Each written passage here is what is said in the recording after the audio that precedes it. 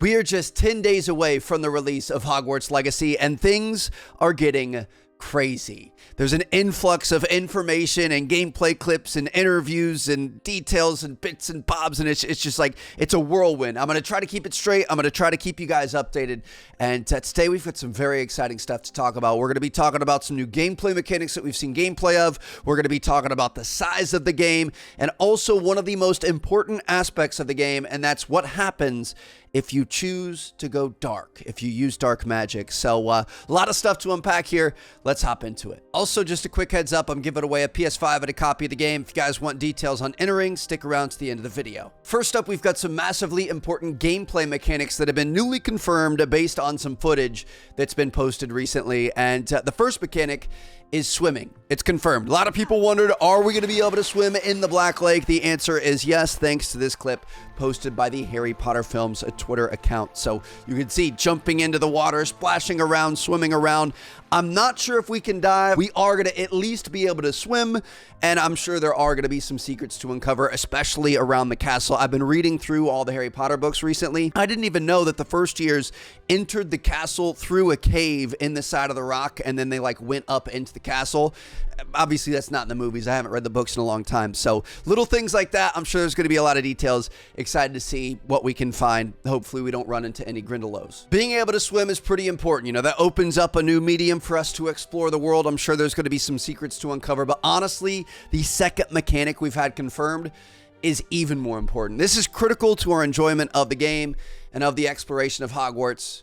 We can pet the cat in Hogwarts Legacy. Yes, it is confirmed. I honestly wasn't going to buy the game if we couldn't. So you can pet the cat, and that brings up the question, you know, obviously coming in as a fifth-year student, we're going to be able to have a pet that we can bring with us. We can bring an owl, a cat, or a toad, according to the movies and the books. So if we have an owl or a toad, are we going to be able to interact with them as well? I don't know. Are we actually going to be able to have pets? Is that even confirmed? I'm not sure. I know we can have like the beasts and the vivarium and stuff. I'm not even sure if we can have pets. Is that just somebody's random cat? I don't know. We're going to have to wait and see, but we can pet it, and that's what counts. Now, our third and final mechanic, I think we've seen a small clip in a previous trailer. I remember seeing him whip one out, but it's been recently additionally confirmed via the Hogwarts Legacy Twitter that we are going to be able to use mandrake seedlings in battle to be able to stun and damage enemies, which is really cool. If you guys remember the mandrakes, they were the plants, you know, they're in the pots, you pull them out, they're like crying babies or whatever. When they're younger, they just stun you and can knock you out. If they're an adult mandrake, they kill anybody that they shriek in the ears of. So we can use the younger ones against enemies in battle. And if you guys saw my Does It Live Up to the Hype video and the battle, you know, kind of tutorial that I gave, it's intense. There are already a lot of options just with your wand on offense and defense, and now we're adding in, you know, you've got health potions, you've got stone potions, defense potions, you've got mandrakes you can whip out. Like, the battle is going to be insane. So just think about infiltrating an enemy camp, whipping out your little plant seedling, and just freezing everybody. It's going to be great. Next up, let's talk about some of the best news that we've heard about this game. Like, we've heard a lot of good things. I played a little bit of it. I have a lot of good things to say about it, but this is genuinely one of the best tidbits I have heard yet. There are over 100 side missions in this game, according to a recent interview with the narrative director, Moira Squire. So 100 side missions.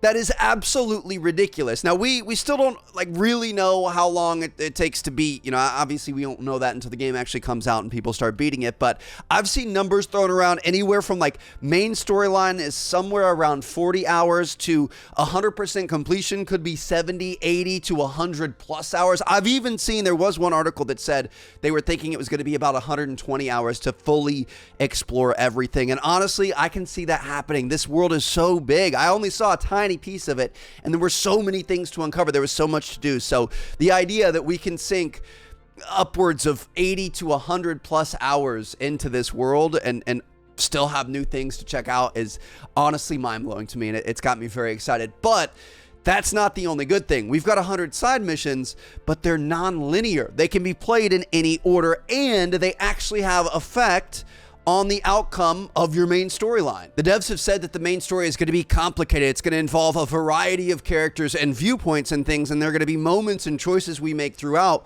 that kind of allow us to carve our own path and our own story. And like with these side missions, you can choose to interact or not interact with somebody, and then whatever you do is going to reflect in the main storyline, how they interact with you in the main storyline. So maybe you come across a student that needs help with something, and if you're too busy focused on the main story and you just keep going along the main mission path and you blow them off, later on, you're going to see that reflected. You're going to see that choice reflected. Or if you go help them, maybe that's going to take you down a different path and it's just going to keep branching. So I'm really excited about that. The idea that we can totally kind of make our own adventure. I think it's been confirmed that there are multiple endings. Alan Tu, lead game designer at WB Games, he said in a previous interview that some of these outcomes can be game-wide effects. Some of these could affect the characters' lives. They could affect the ending. Like, we're going to be able to really carve our own path. It's going to add to replayability. It's going to add, kind of weight to some of the decisions you make.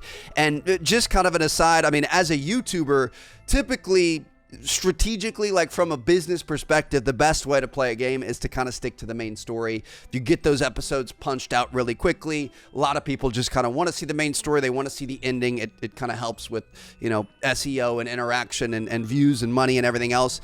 I'm not doing that with this game. I want you guys to know our series is going to be so slow and detailed and in-depth. I plan on going 100%. So I hope you guys are ready for that. And man, I just can't wait. Last but not least, we are going to answer one of the most pressing questions about this game, and that's what happens if you choose to be a Dark Witch or Wizard. What happens if you use dark magic? What happens if you start dabbling in those unforgivable curses? Are you going to see a massive effect from that? Are you going to be locked out? Are you going to be a bad wizard and you lose the opportunity for certain things? It sounds like in that last segment, if you're changing the main story based on choices and side missions you do or don't do, you'd kind of assume that choosing dark magic is going to have a massive effect on who you become. But as it turns out, not as much as you would actually think. So lead designer Kelly Murphy recently said that you will not be punished for choosing the dark side. Kelly said it was important for us to give players who sought out to be a dark witch or wizard an opportunity to do so. There's not going to be any sort of a morality system, kind of like Red Dead Redemption 2 had. They decided that was a little bit too judgmental on the player, and that the capacity for evil is the ultimate embodiment of role-playing. And that's really interesting. So it sounds like there's not going to be like a major negative effect for turning bad. I can see both sides. Like I could see turning bad and having a totally different storyline and becoming just an absolute, first embodiment of Voldemort before Voldemort was Voldemort. But I can also see hey, we've got this general area that we're going. We've got like the Goblin Rebellion and the other things going on, and we're the key to it. So maybe we choose to make our life a little bit easier with a little dark magic. And I'm sure there are going to be some effects. It's just not drastically going to affect the outcome of the game. I wonder if it's going to affect the ending. I have to think it might affect the ending. I'm not sure. But yeah, if you want to be bad, be bad. And I'm going to be honest, I've always dreamed of using Avada Kedavra, so I'm being bad. Now, there is kind of a catch here. Not really a catch, but you kind of have to put some work into being bad. It's not going to come to you easily. Obviously, the unforgivable curses are not going to be taught in the classroom. We don't have any Mad Eye Moody's in here, so we're going to have to seek that information out. The devs did say that even if you've got the thirst for that knowledge and you want to seek it out and learn it, you obviously don't have to use it either. So maybe you want to be, kind of somewhere in the middle. Like, hey, you've got a little interest in the dark arts and you kind of want to learn it. You want to know you've got it in your back pocket, but you also want to be a good guy and not use it. I'm absolutely just murking fools. I can't wait for it. And they did say that the world is going to react to you using them. So characters will react audibly and visually. I can imagine, a fifth-year student, what would that be? Like a 15-year-old just straight murdering somebody? I would hope that my friends around me would be like, yo, bro, what's wrong with you? Why are you doing that? And I'm going to be like, well, they're going to remember my names. They're going to be reading about me when Harry Potter comes to school in 100 years. Kind of interesting there. A lot of branching storylines, changing multiple endings and things, but dark magic isn't going to have as big of an effect on it as we thought. I think my biggest question is, punishing us, does that mean it doesn't affect the ending? Or is there going to be like a good and a bad ending? I don't know. We'll have to wait and see.